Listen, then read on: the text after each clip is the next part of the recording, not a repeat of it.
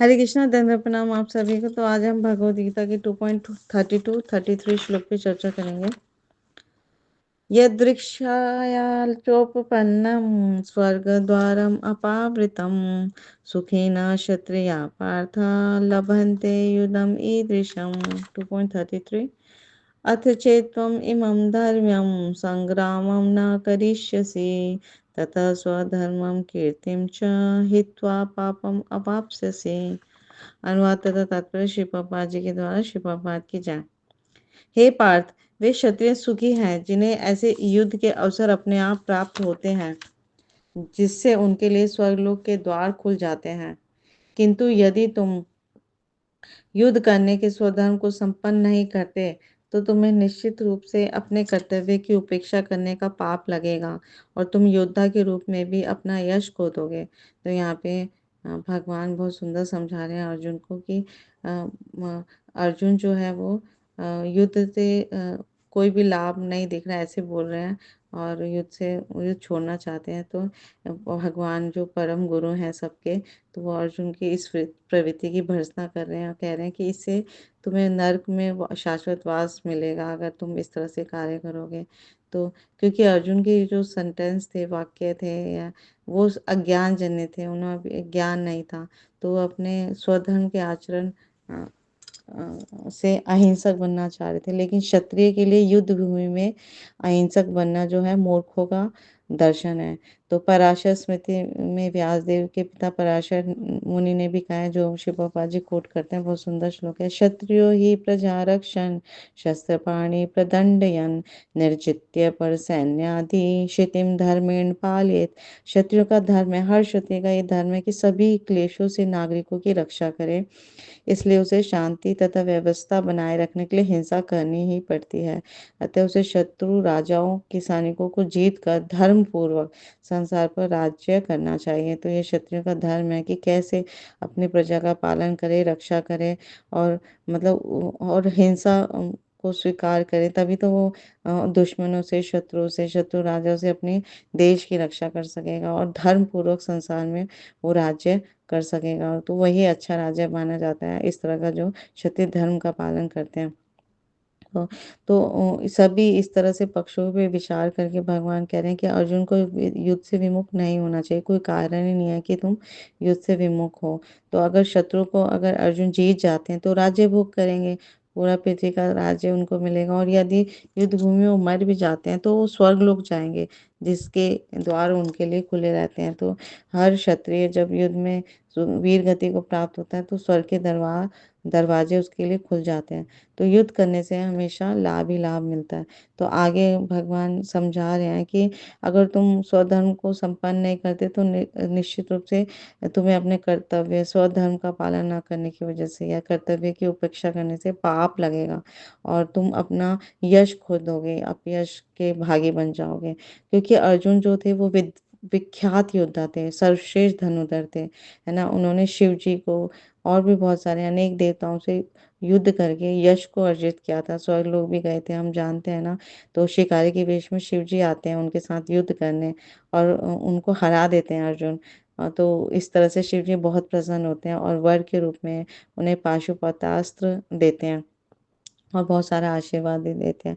तो अर्जुन एक महान योद्धा है, महान धनुर्धर है। तो स्वयं द्रोणाचार्य ने भी उन्हें आशीष दिया था कि एक विशेष अस्त्र भी प्रदान किया था, जिसके कारण वे अपने गुरु का भी वध कर सकते हैं अर्जुन।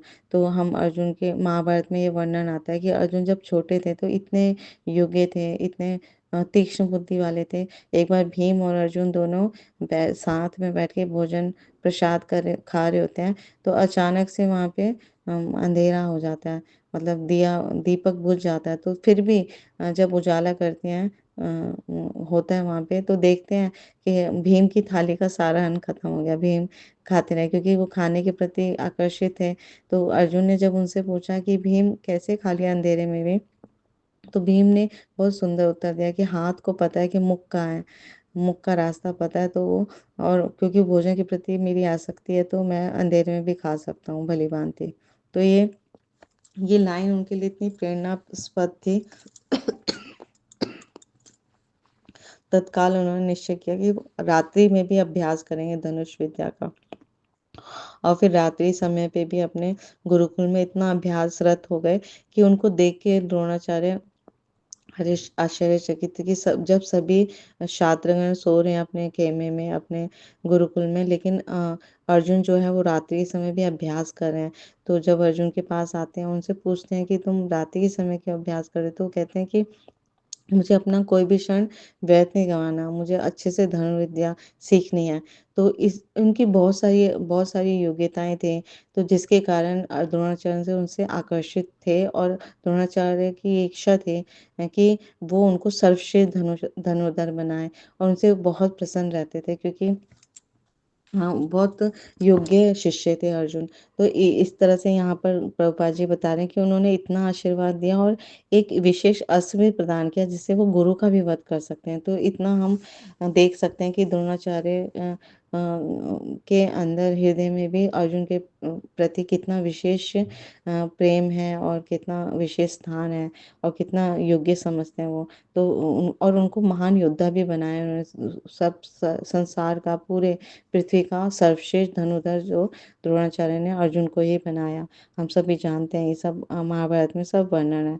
तो इस तरह से वो हाँ, एक अपने धर्मपिता और स्वर्ग के राजा इंद्र को अनेक अधिकारियों के से अनेक प्रकार के युद्ध किए थे उन्होंने और प्रमाण पत्र प्राप्त किए थे। वो स्वर्ग में भी गए थे और को सबको हरा के, और इस तरह से उन्होंने बहुत सुंदर-सुंदर धर्म के संपन्न, है ना, युद्ध किए थे। लेकिन इस समय वो युद्ध का परित्याग कर रहे हैं, तो ये तो क्षत्रिय धर्म की उपेक्षा का दोष लगेगा उनको और यश की भी हानि हो जाएगी। अब तक उन्होंने बचपन से लगता अब तक इतना यश उनको मिला था, कीर्ति मिली थी, सबका उनको हानि हो जाएगी और नरक जाने में भी उनका मार्ग खुल जाएगा। तो ये भगवान उनको समझा रहे हैं। तो भगवान कह रहे हैं कि इस तरह से तुम पाप के भागी भी बनोगे और अपना यश भी खोदोगे और अपयश की प्राप्ति करोगे, जो तुम्हारे लिए बहुत ज़्यादा भयंकर है। क्योंकि एक क्षत्रिय जो है उसको अपयश जब मिलता है तो उसके लिए बहुत दुखद ये होता है। उसके जीवन का सबसे दुखद क्षण होता है जब उसे अपयश की प्राप्ति होती है। तो इसलिए भगवान चाहते नहीं थे कि उसके परम शिष्य और उनके परम शिष्य और परम भक्त के अपयश हो। वो चाहते हैं कि ये मेरा जैसे परम भक्त है, इसका क्षत्रिय के रूप में भी यश ख्याति हो, यश हो। और तो ये भगवान उनको धीरे-धीरे समझा रहे हैं और अर्जुन फिर समझ भी जाएँगे थोड़े समय बाद। तो यहाँ पर हम समझते हैं कि भगवान कितना कल्याणकारी है। वो चाहते हैं कि अर्जुन का हमेशा कल्याण हो। वो उसको जो जिस वर्ण में है, जो जिस आश्रम में है अर्जुन, उस वर्ण और आश्रम का भी वो कर्तव्य अच्छी तरह से निभाए, है ना? अपना वर्ण और आश्रम का त्याग ना करे और स्वधर्म का पालन करें। तो इस तरह से ये मनुष्य जीवन जो हमें मिला है वो कृष्ण भक्ति करने के लिए मिला है, भगवान कृष्ण के शरणागत होने के लिए मिला है। तो हम जिस भी वर्ण में हैं, जिस भी परिस्थिति में हैं, हमें अपना कर्तव्य अच्छी तरह से निभाते हुए कृष्ण भक्ति को से जुड़ना है, भगवान कृष्ण को सेंटर में रखना है। तो भगवान कृष्ण जब केंद्र में हो जाते हैं तो वो हमारा सारा मार्ग प्रशस्त करते हैं और हमारा जीवन बिल्कुल जीवन पथ जो है वो बिल्कुल सरल बना देते हैं और हमें अपने जीवन का जो परम लक्ष्य है, कृष्ण प्राप्ति, भगवत प्रेम, भगवत धाम, वो सरलता से प्राप्त होता है। तो इसलिए इसके लिए हमें निरंतर सतत हरे कृष्णा कृष्णा कृष्णा हरे हरे, हरे राम राम राम हरे हरे, भगवान के इन पवित्र नामों का कीर्तन करना होगा ताकि हम भगवान को प्रसन्न करें और भगवान हमसे प्रसन्न हो। Thank you so much. Guru Maharaj की जय, श्री प्रभुपाद की जय, आप सब भक्त की जय।